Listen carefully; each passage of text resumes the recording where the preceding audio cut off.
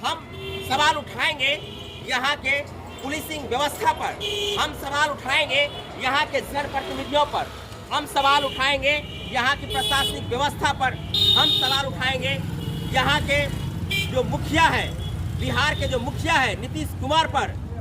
मधुबनी में महिलाओं को रात्रि में निकलने में सुविधा है, तो है भाई, निकल सकती है।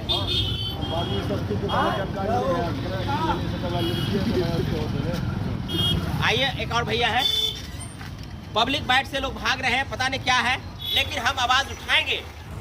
रात्रि के 9 बजे जब महिलाएं सुरक्षित नहीं हो और उन्हें रिक्शा से खींचकर गैंग रेप करने के साहस यहाँ के दरिंदों द्वारा किया जाता हो, तो सवाल तो बनता है। हम सवाल उठाएंगे यहाँ के पुलिसिंग व्यवस्था पर, हम सवाल उठाएंगे यहाँ के जनप्रतिनिधियों पर, हम सवाल उठाएंगे यहाँ की प्रशासनिक व्यवस्था पर, हम सवाल उठाएंगे यहाँ के जो मुखिया है, बिहार के जो मुखिया है नीतीश कुमार पर। जब बिहार सरकार दावा करती है कि हमारी सरकार सुशासन की सरकार है, तो ऐसे सुशासन की क्या ज़रूरत जब महिलाएं सुरक्षित नहीं हो। रात्रि के 7 से 8 और 9 के बीच में जबरन उन्हें रिक्शा से खींचकर उनके साथ 5-5 दरिंदे दुष्कर्म करते हैं, तो ऐसे में इन तमाम व्यवस्थाओं पर सवाल उठाना लाजमी हो जाता है।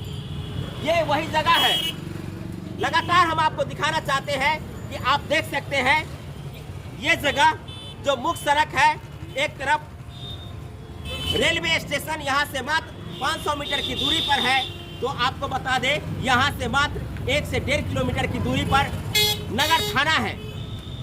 और इतनी सारी नज़दीकियाँ होने के बावजूद भी यदि महिलाएं सुरक्षित नहीं हो, जबरन रिक्शा से खींच ली जाती हो या पैदल जाने वाले हो, उनके साथ इस प्रकार का दुष्कर्म हो, तो सवाल तो बनता है और सवाल हम लगातार उठाते रहेंगे। बिहार सरकार लाख दावा कर ले कि हमारी सरकार सुशासन की सरकार है, लेकिन ऐसे ऐसे यदि कारनामे होते रहेंगे तो ऐसे सुशासन पर काला धब्बा लगने में कोई गुरेज नहीं है। हम काला धब्बा कह सकते हैं ऐसे सुशासन सरकार पर कि आपके सरकार में महिलाएं सुरक्षित नहीं है, बच्चियां सुरक्षित नहीं है। आए दिन मधुबनी में इस प्रकार की घटनाएं घटती रहती है, चाहे हत्या की घटना हो, बलात्कार की घटना हो या कहें छीना झपटी की घटना हो।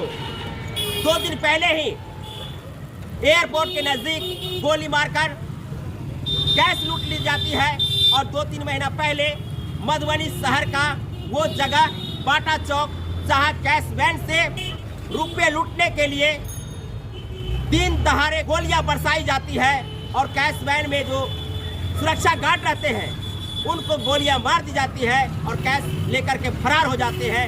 फिर भी मधुबनी में कहते हैं कि लोग शांति से रहते हैं। अरे कहाँ है शांति? अमन और शांति तब ना आएगी जब आम लोग खुले में घूम सके, महिलाएं रात्रि 8 हो या 10 हो या 12 हो खुलेआम घूम सके। लेकिन बच्चियों को तो डर तब पैदा हो जाता है कि जब रात्रि के 9 बजे यहाँ चलना, ये ऐसे जगह में चलना उन्हें संकोच होने लगा है। आप देख रहे होंगे कि यहाँ अधिकांश अपने परिजन के साथ में लोग सफर कर रहे हैं, नहीं तो ऐसे दरिंदों के कारण मधुबनी शहर में महिलाओं को चलना मुश्किल हो जाएगा। ये वही पुरानी बस स्टैंड है जहाँ से पहले बस निकला करती थी। 200 मीटर की दूरी रेलवे स्टेशन के नज़दीक बस स्टैंड चली गई है, लेकिन ये जगह मधुबनी का हृदय स्थली है। लेकिन इस हृदय स्थली पर किस प्रकार के दुस्साहस करके दुष्कर्म करने का काम यहाँ के 5 दरिंदों ने किया है, और यहाँ की पुलिस प्रशासन किस प्रकार की पुलिसिंग व्यवस्था किया है, ये बहुत बड़ा सवाल है। जब इतने बड़े घटना हो जाने के बाद भी कहीं भी आपको पे पुलिसिंग व्यवस्था नहीं दिखेगी, और ये जगह जहां लोगों की आवाजाही हो, तो ऐसे में इस प्रकार के घटना करने वाले की साहस को आप समझ सकते हैं कि कितने साहस करके उस बच्ची को रिक्शा पर से उतार ली जाती है, और जब उनके परिजन विरोध करते हैं तो उनको धकिया करके बाहर कर देते हैं। इस घटना में 4 अपराधियों को 4 उन दरिंदों को गिरफ्तार तो किया गया है, लेकिन एक अभी भी पुलिस के गिरफ्त से बाहर है। मधुबनी के सड़कों पर आम पब्लिकों का राय लेते हैं, क्या रात्रि 9 बजे के बाद या रात्रि 9 बजे से पहले मधुबनी के सड़कों पर महिलाएं सुरक्षित है? इन तमाम बातों को लेकर आम पब्लिक से राय लेंगे। क्या मधुबनी में महिलाओं को रात्रि में निकलने में सुविधा है? महिलाएं सुरक्षित रूप से निकल सकती है? तो यदि निकल सकती है तो ऐसे में निकलने में जब महिला निकली है तो उनके साथ में 6 दिन पहले गैंग रेप हो जाती है, तो उसको लेकर क्या कहना चाहेंगे?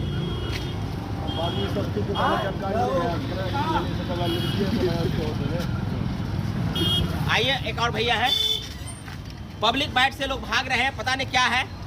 तो आप लोग अपनी प्रतिक्रिया दीजिए कि मधुबनी में जो व्यवस्था है, पुलिसिंग की व्यवस्था है, प्रशासनिक व्यवस्था है और बिहार सरकार की जो सुशासन वाली व्यवस्था है, इस व्यवस्था को लेकर आप लोग अपनी प्रतिक्रिया दीजिए कि मधुबनी शहर हो या मधुबनी के इतर दरभंगा या पटना हो, कहीं भी महिलाएं तब तक सुरक्षित नहीं रह पाएगी जब तक प्रशासनिक व्यवस्था टाइट नहीं हो।